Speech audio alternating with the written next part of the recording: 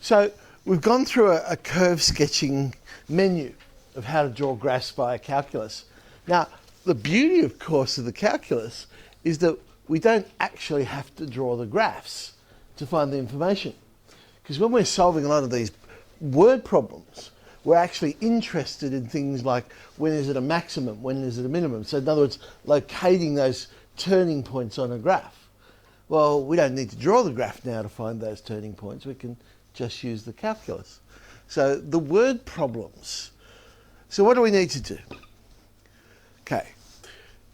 Most of them are going to reduce it down to a set of equations. So we're going to pull out any data they've got in the question, create a couple of equations that links key pieces of information. Now, usually we'll break it down to just a couple of equations will be enough. Now, one of the equations we have to get will be obvious because it'll be what it is we're trying to maximize or minimize. And they might say, we find the minimum length of, I don't know, string or something. Oh, well, there's one thing, okay, I've got to come up with an expression for length. So one will be very obvious. The other one will be some piece of solid concrete information that won't change. So it'll be some sort of given dimension. That's usually easy to find, sometimes it's not. But that's basically what we're looking for, those sorts of things in the problem. Now, once we've got that, what we want to then do is rewrite the equation we're trying to maximize and minimize in terms of one variable, because then we can work out its rate of change with respect to that variable. And then once we've done that, we can go and solve our problem. So, all right, here's a typical sort of problem. I'm sure you've experienced it yourself. You've got a rope 36 meters in length, and you think, well, what could I do with this rope? 36 meters in length. I know, I'm going to cut it into two pieces, and I'm going to form a square out of the first piece of rope, and then I'm going to form a rectangle with the second piece of the rope, but one of the sides of the rectangle will be the same length as the square.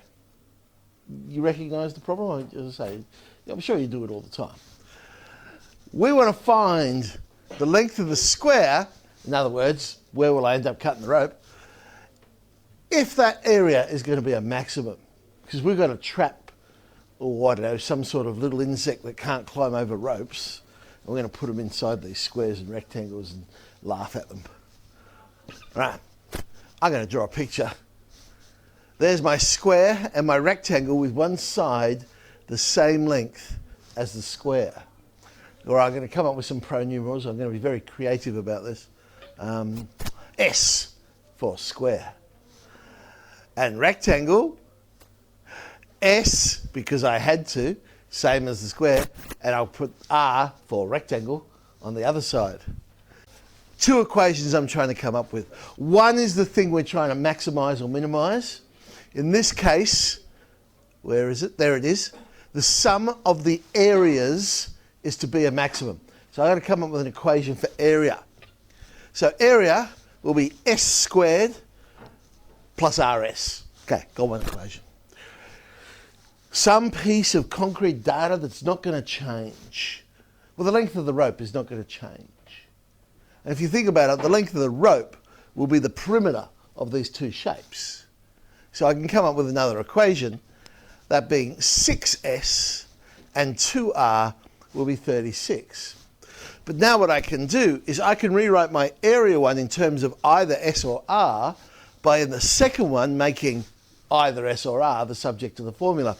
Which one shall we make the subject, R or S? It would make more sense, I think, because it's going to be easier to substitute in. We've only got one R to substitute into. So make R the subject. We get 18 minus 3S.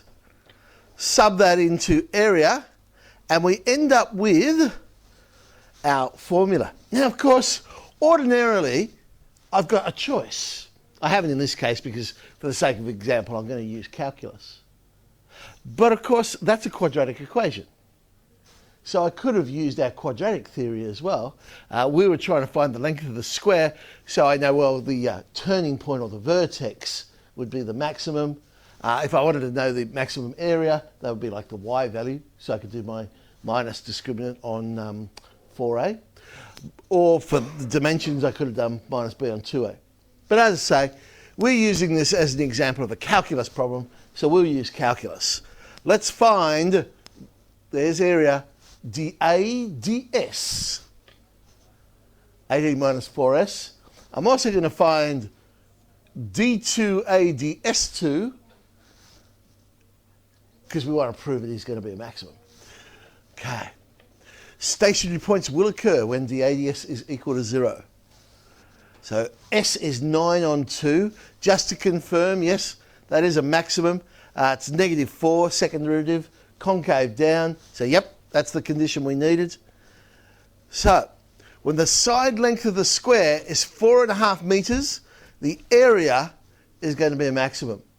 And that's all I need, because it didn't actually say go and find the area or anything like that. It just wanted the length of the square. But of course, what does that mean? The side length of the square is 4.5 meters. Why is that significant in this problem? It means that both of the shapes are squares. Because if you have a look at the equation, we had to find the other side. Where is it? There it is. R is 18 minus 3s. Well, if I sub in the 9 on 2 into that, we get 9 on 2. And when you have maximization problems and minimization problems, it is surprising how often the perfect shape solves the problem. So you maximize an area of a rectangle, it turns out to be a square. Things like that. And if it was an ellipse, it'll turn out to be a circle. You get the perfect shape. Triangles, oh, it's an equilateral triangle. Things like that. It's amazing how often that happens. And it's probably got something to do with symmetry, I would think. All right, let's try another one. One that's maybe a little bit more practical than the last one. You might not have tried to trap little insects in ropes lately. We're going to make a bucket. And it's important our bucket is open. Otherwise, we won't be able to put any liquid into it. So it's an open cylindrical bucket. And we want to hold the most amount of liquid we can. Aren't we lucky that we happen to know the surface area is an irrational number of 12 pi? Whew, that was lucky. So it's going to be 12 pi units squared. That'll make the maths easy.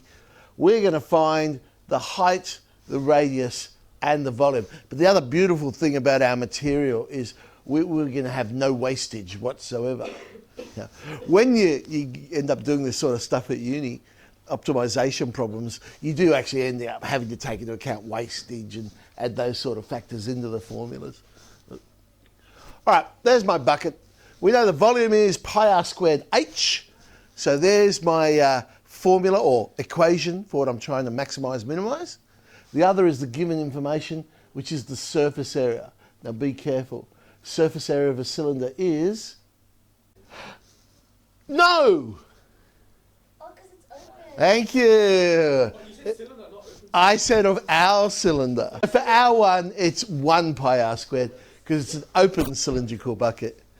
And as I say, it was very lucky that the total amount of material was irrational because the pi's cancel. How good's that? We're going to make h the subject in the second one. I think that'll be the easier way to do this one. So we get 12 minus r squared over 2r. Sub that in.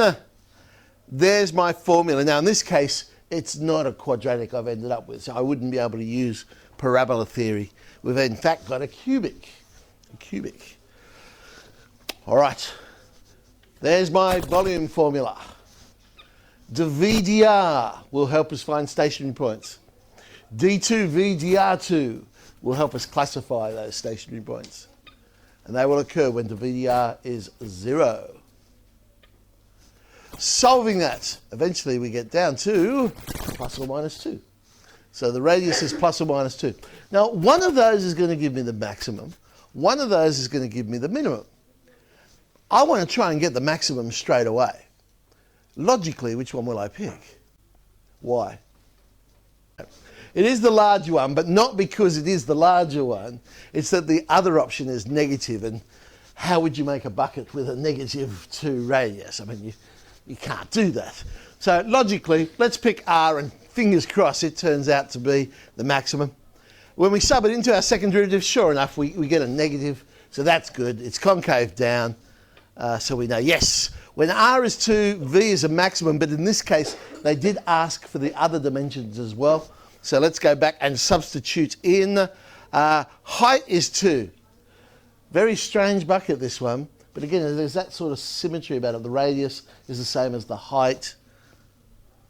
And the volume ends up being 8 pi. So to complete the answer, there you go. Maximum volume, 8 pi units cubed. And that happens when the radius and the height are both 2. And I don't think I gave any units for our bucket, so I'll just call them units. All right. Let's play